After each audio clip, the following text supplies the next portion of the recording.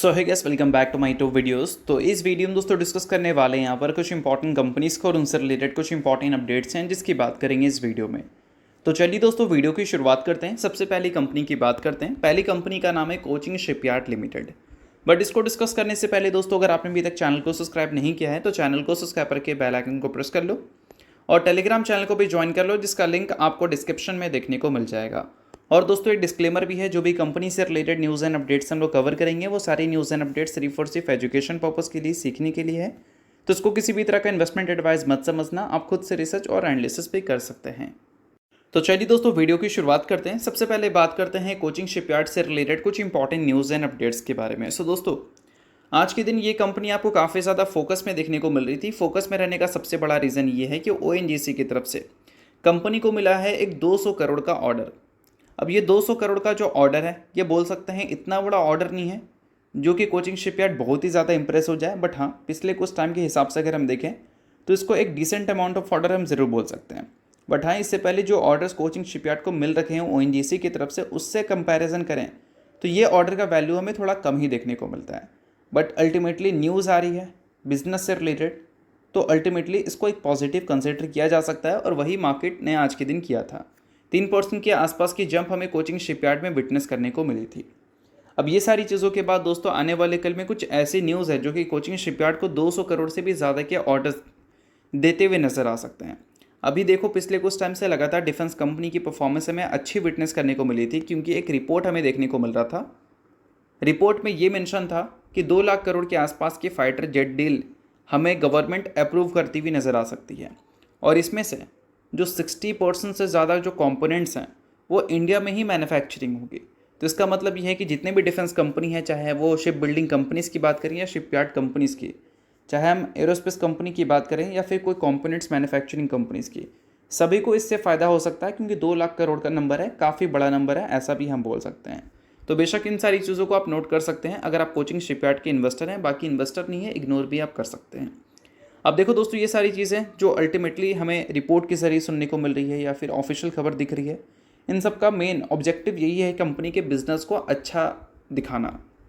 अगर हम बात करें पिछले साल की, तो कंपनी के रेवेन्यू तो फिर भी हमें 23% से ग्रो करते हुए देखने को मिले थे, बट प्रॉफिट ग्रोथ हमें नेगेटिव देखने को मिली थी। और इस चीज़ को कंपनी काउंटर करने की कोशिश करेगी 2026 के फाइनेंशियल ईयर में। अगर कंपनी के एग्जीक्यूशन पेस अच्छे रहते हैं, ऑर्डर इनफ्लो की न्यूज़ अच्छी रहती है, तो कंपनी के प्रॉफिट ग्रोथ पॉजिटिव हमें दिख सकते हैं 2026 के फाइनेंशियल ईयर में। बाकी देखते हैं कि कंपनी आगे चलकर जो रिजल्ट हमें दिखाएगी Q2, Q3, Q4 का, वो कंपनी के नेट प्रॉफिट को रिकवर कर पाते भी है नहीं। सो अब दोस्तों वीडियो में आगे बढ़ने से पहले बात कर लेते हैं एक सेबी रजिस्टर्ड टेलीग्राम चैनल के बारे में, जो कि अपने ही टीम मेंबर का है, और उसको अगर आपने अभी तक ज्वाइन नहीं किया है तो आप उसको ज्वाइन कर सकते हैं। अब देखो, ज्वाइन करने का सबसे बड़ा बेनिफिट क्या है कि काफ़ी सारी कंपनी के जो चार्ट्स होते हैं उसको अच्छी तरह से एनालिसिस कर कर आपको यहाँ पर अपडेटेड देखने को मिलता है।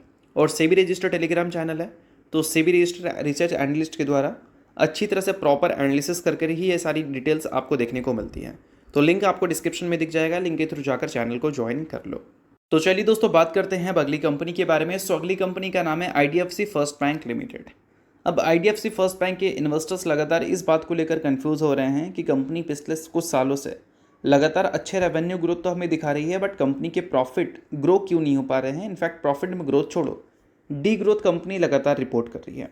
और ऐसा नहीं कि सिर्फ हमें IDFC फर्स्ट बैंक में ये चीज़ें देखने को मिल रही हैं, और भी काफ़ी सारे बैंक्स हैं जिसमें भी ये सारी चीज़ें हमें दिख रही हैं, जिसमें RBNL बैंक आप ले सकते हैं, सॉरी RBL बैंक, उसके अलावा बंधन बैंक, IDFC फर्स्ट बैंक तो है ही, उसके अलावा Equitas small finance bank, IndusInd bank, ये सारे। और ये सारे बैंक्स को लेकर 2026 के फाइनेंशियल ईयर में जो EPS की एस्टिमेट थी उसको 41% से लेकर 95% तक कट किया गया है।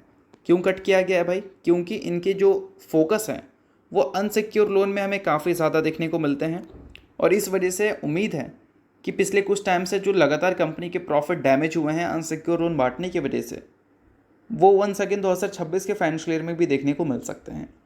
और IDFC फर्स्ट बैंक का जो EPS एस्टिमेट था उसको 41% से कट किया गया है। इंडसइंड बैंक का EPS एस्टिमेट को 73% से कट किया गया है, बंधन बैंक का 46%, RBL बैंक का 43%, और इक्विटास स्मॉल फाइनेंस बैंक है तो सबसे खराब 95% से। अब देखो दोस्तों, ये सारी चीज़ें अगर हम देखें पूरे सेक्टर को लेकर, तो एक रिपोर्ट हमें देखने को मिल रही है, जिस रिपोर्ट के हिसाब से मेंशन है कि जो कमर्शियल बैंक्स हैं उनके जो ग्रॉस एनपीए रेशो हैं वो हमें 2025 के फाइनेंशियल ईयर में 2.3% तक देखने को मिले थे। But according to some reports ये नंबर 2024 के फाइनेंशियल ईयर में 26 के फाइनेंशियल ईयर में 2.4% तक जा सकते हैं, यानी कि 0.1% से इंक्रीज़ हो सकते हैं। क्यों इंक्रीज़ हो सकते हैं भाई? क्योंकि ये सारे जो बैंक्स हैं वो बोल सकते हैं पर्सनल लोन सेगमेंट में स्ट्रेस फेस कर रही है, यानी कि बोल सकते हैं यहाँ पर डिफ़ॉल्ट्स हमें ज़्यादा दिख रही है। स्पेशली अगर हम देखें अनसिक्योर पर्सनल लोन और माइक्रो फाइनेंस लोन को तो इस वजह से उम्मीद है कि 2026 के फाइनेंशियल ईयर में भी इन सारे बैंक्स के जो एनपीएज हैं यानी कि नॉन परफॉर्मिंग एसेट्स वो हमें इंक्रीज़ होती हुई नज़र आ सकती है। यहाँ पर किसी एक बैंक को हाईलाइट नहीं किया गया है, यहाँ पर बात किया गया है कमर्शियल बैंक्स की, यानी कि जितने भी कमर्शियल बैंक्स हैं सभी को यहाँ पर ऐड किया गया है। तो इन सारी चीज़ों को आप नोट कर सकते हो, ये एएनआई का रिपोर्ट हमें देखने को मिला था। अब देखो दोस्तों, इन सारी चीज़ों को काउंटर करने के लिए आरबीआई का काफ़ी बड़ा फैसला हमें आने वाले कल में देखने को मिल सकता है, क्योंकि एनपीए अगर लगातार बढ़ेगा तो आरबीआई इससे कभी भी खुश थोड़ी होगी। वो तो ऑलरेडी एक डेटा रिपोर्ट कर चुकी है जिसमें माइक्रो फाइनेंस लोन में 50,000 करोड़ तक की डिफ़ॉल्ट हमें देखने को मिली है। तो आगे चलकर लोन बांटना काफ़ी स्ट्रिक्ट हो सकता है इन बैंक्स के लिए, पर्सनल लोन और माइक्रो फाइनेंस लोन अगर हम उसकी बात करें तो। और अभी के टाइम पे कुछ रूल्स के हिसाब से मल्टीपल पर्सनल लोन आप ले भी नहीं सकते हैं। आरबीआई के न्यू नॉर्म्स हमें यही दिखाते हैं।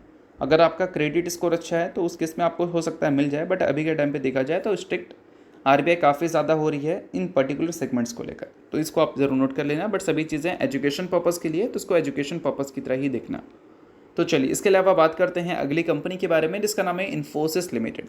बट इसको डिस्कस करने से पहले दोस्तों, अगर आपने अभी तक मेरे टेलीग्राम चैनल को ज्वाइन नहीं किया है तो उसको जाकर आप ज्वाइन कर लो। सेबी रजिस्टर्ड टेलीग्राम चैनल है, कोई भी तरह का डाउट्स इंक्वायरीज रहती है तो टेलीग्राम पे आकर क्लियर कर सकते हैं। उसके अलावा काफ़ी सारी कंपनी के चार्ट्स को प्रॉपर एनालिसिस कर फ्री ऑफ कॉस्ट अपडेटेड देखने को मिलता है आपको टेलीग्राम पे, उसका भी फ़ायदा आप ले सकते हैं। तो लिंक आपको डिस्क्रिप्शन में दिख जाएगा, लिंक के थ्रू जाकर चैनल को ज्वाइन कर लो। अब दोस्तों इन्फोसिस की बात करें तो आज के दिन ये कंपनी तो भाई बहुत ज़्यादा फोकस में थी, और सिर्फ ऐसा नहीं कि यही कंपनी फोकस में थी, ये कंपनी जिस सेक्टर में काम करती है वो आईटी सेक्टर, और आईटी सेक्टर ही आज के दिन पूरा फोकस में था। इसमें इन्फोसिस की बात करें या फिर एल्टीमाइंट्री की बात करें, इसमें अप टू 3% की तेज़ी हमें विटनेस करने को मिली थी। क्यों भाई? क्योंकि कल के दिन हमें फेडरल रिजर्व के आउटकम्स देखने को मिले थे और वहाँ पर उम्मीद था 25 बेसिस पॉइंट से रेट कट होगा, और वो हमें देखने को मिला भी। बट सबसे इम्पॉर्टेंट बात यह है कि आगे चलकर रेट कट्स हमें कैसे देखने को मिल सकते हैं, तो उसको लेकर भी जो एंटिसिपेशन है वो यही है कि 2025 में 2 और रेट कट्स हमें देखने को मिल सकता है। अब देखो दोस्तों, फेडरल रिजर्व की अगर हम डेट्स की बात करें, कौन कौन से डेट्स में उनका मीटिंग है, तो एक 16-17 सितंबर को देखने को मिला था, जिसके आउटकम्स अभी हमें देखने को मिले। 25 बेसिस पॉइंट का रेट कट उसी में दिखा हमें। उसके अलावा अक्टूबर में हमें देखने को मिलेंगे 28-29 को, और उसके बाद हमें दिसंबर में देखने को मिलेंगे। तो अकॉर्डिंग टू मार्केट अक्टूबर और दिसंबर में जो हमें एफओएमसी की मीटिंग देखने को मिलेगी उसमें हमें 2 अगेन रेट कट्स देखने को मिलेंगे, और वो रेट कट्स 25 बेसिस पॉइंट से होंगे, 50 बेसिस पॉइंट से होंगे, वो हमें उसी टाइम पता चलेगा, या फिर उस टाइम जब एक्सपेक्टेशन होगी उसका डेटा आपको खुद बता देगा। तो अल्टीमेटली इन सारी चीज़ों की वजह से हमारी टेक कंपनी आज के दिन काफ़ी खुश हुई है कि मल्टीपल रेट कट्स की उम्मीद है इस वजह से। अब इससे क्या होगा, कंपनी के जब रेवेन्यू ब्रेकअप को हम देखेंगे तो वहाँ पर देखने को मिलता है फाइनेंशियल सर्विसेज डिवीज़न, जहाँ से कंपनी टोटल रेवेन्यू का 32% जनरेट करती है।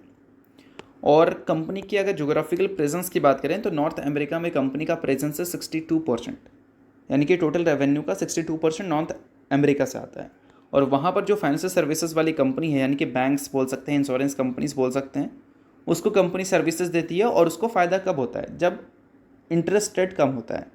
और इस वजह से जो इंटरेस्ट रेट कम होने की जो न्यूज़ हमें देखने को मिली वो आज के दिन पूरे टेक सेक्टर को बोल सकते हैं हैप्पी कर दिया है, और इसी वजह से टेक सेक्टर आज के दिन हमें फोकस में देखने को मिल रहा था, जिसमें परफॉर्मेंस भी अच्छी विटनेस करने को मिली थी।